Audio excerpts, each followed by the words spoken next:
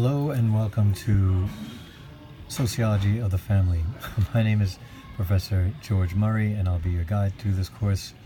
Normally you'll be in future videos seeing a much more animated version of myself, but we're dealing with some real technical and production difficulties at the moment. In brief, my hard drive has crashed and I'm down to using my old early 2008 MacBook, which, as you might imagine, doesn't seem to work with any of the current screen capture technology. So I'm down to actually filming the screen of this ancient 2008 MacBook with my iPhone.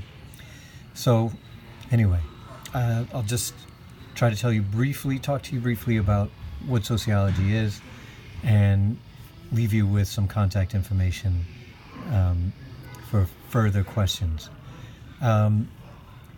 Before we can talk about what the sociology of the family is, more specifically, we ought to talk about what it is more generally, and that's what I want to do using the example of abortion.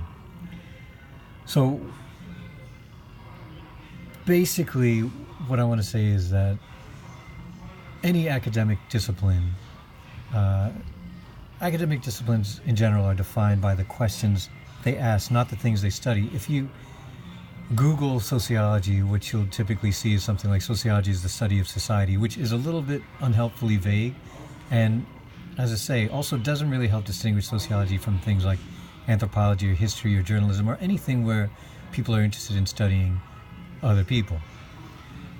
If you take an example like abortion, maybe we can see some of these differences, right? There are a number of different questions you can ask when it comes to the abortion issue. One is simply what it is, right? What defines abortion, what distinguishes it from other things, and also, of course, whether it's equivalent to murder, right? That's what some people believe. Another set of questions you can ask have to do with whether it's right or wrong. A third set of questions are more evaluative. Is it a good thing or a bad thing? Does it make our society better off or worse off in some general manner? Fourthly, we could ask metaphysical questions, which come back to the conceptual questions, right? These are questions that can't be answered by scientific investigation. Right? When does life begin? That's a very philosophical question. Fifthly, we can talk about legal questions, whether abortion is constitutionally permitted or not. Sixthly, whether we can ask empirical questions about, not whether it's right or wrong or what it is or when life begins, but simply how many abortions are being performed, right? Is the rate of abortions in a given country or a given place going up or down? What are people doing, not whether we judge that to be right or wrong. We can ask historical questions about abortion, whether when it began or when it became more frequent, what kinds of technology allowed that, when it was outlawed, when it was made legal, and so forth.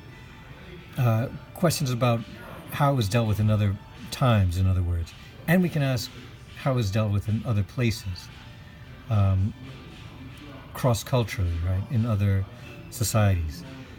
And what I would claim, and this is all kind of oversimplifying a bit, but with more time we can add some detail to this. What I'm going to claim is that sociological questions sometimes involve conceptual ones, trying to figure out what a thing is, rarely involve ethical questions, sometimes involve questions about better or worse or good or bad, really don't involve questions that can't be got at through scientific investigation,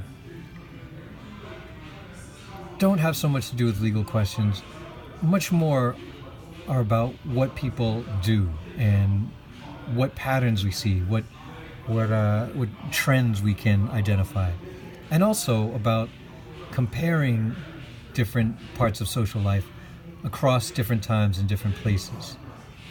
So that's going to be the kind of investigation that we're going to do in this class, and especially we're going to look at empirical questions, right?